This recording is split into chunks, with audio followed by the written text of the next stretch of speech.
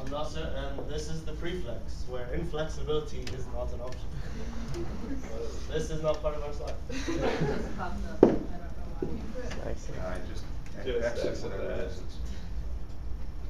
Alright, just to give you an idea of what ours looks like while we're dealing with this. Ours is like, theirs is an in-between of what ours is. Ours is a rod, so theirs is more of a platform type, and ours is more of a long rod that's more singular instead of square. Right, so the idea behind the preflex basically was when we were looking at different types of rods, we were considering flexible materials that would be able to bend underneath the truck. And then we came up with the thought that instead of actually having to apply the force of bending a rod, let's use a rod that's already bent. And so the preflex would be made up of a solid rod like metal, for example, that would be bent at its lowest point so that it could reach under the truck easily. So we'll have a hose attachment on one end. The horizontal axis will have a hose attachment with a pipe going through it and two nozzles at the end. Diagrams on the next slide. Well, this was what we started thinking about, and this is where it's kind of like a more flexible material, and there would be two roller balls on the end of it. You kind of just like spring it around and kind of do its thing.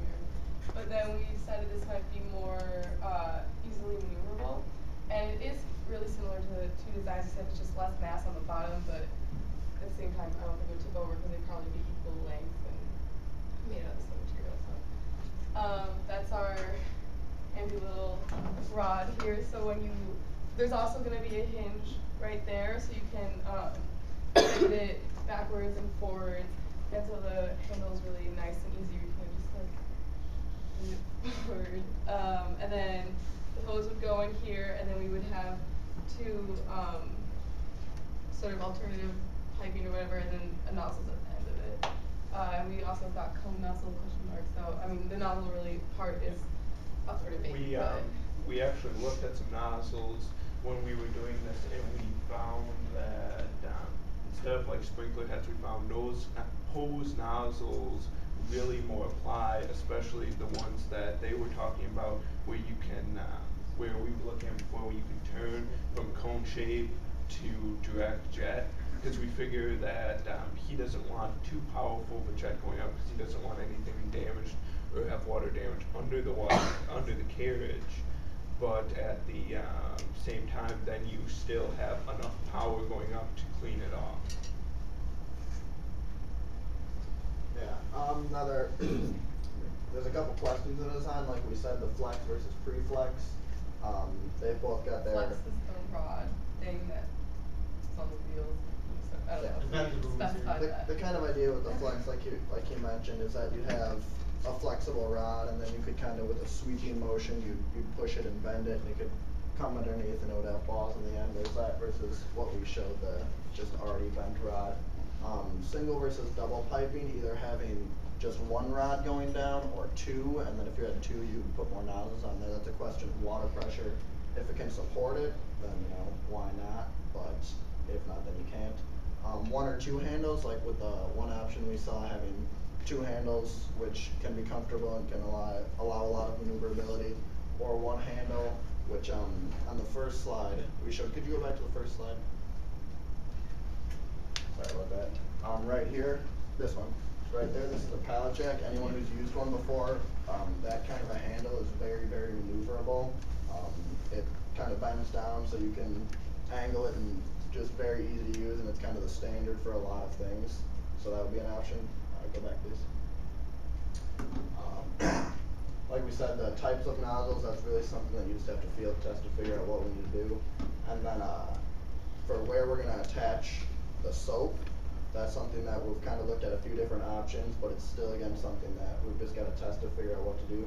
And then the material, depending on price and weight, that's another thing that still needs to be discovered.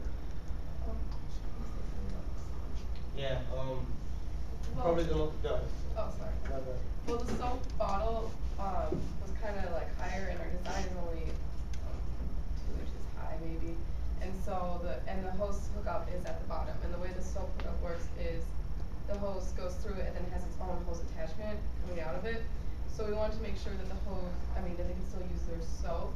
So we came up with the idea, it's not in the drawings, but of having like a little tray come out of the back of the pallet jack where you could put the soap on, put the hose into the soap attachment and then have the alternative hose come out and then just hook that up to the hose attachment and then have a little small like aluminum tray that's like strong enough to support the soap thing, but then you won't have to hold it or like bend over and hold it, cause that was the problem. The problem we basically ran into is where we want our hose nozzle to go in, because we don't wanna lose water pressure going up an incline. We're worried about the height, because we want to go in at the bottom, the soap bottle is about 5 inches tall from what we researched and from what we saw when we saw his soap bottle, and so we have to find a place to put it, because obviously if our design is 2 inches off the ground, or without nozzles and 4 to 5 inches with the nozzles, that is not high enough for his soap thing to fit between the ground and where our hose attachment is.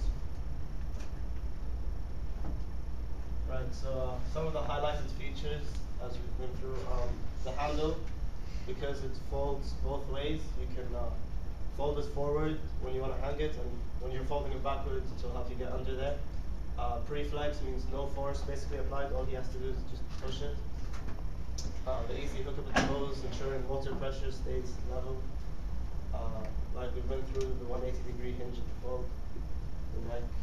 2 rubber grip handles for comfort, easy to maneuver.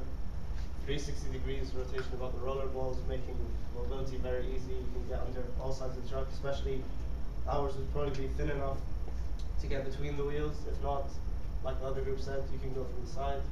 And finally, we've got a foot pedal switch attached right above the hose. So all you have to do is just kick it on and off, which would be really easy and also pretty fun to do. That's the end of our slide. Thank you.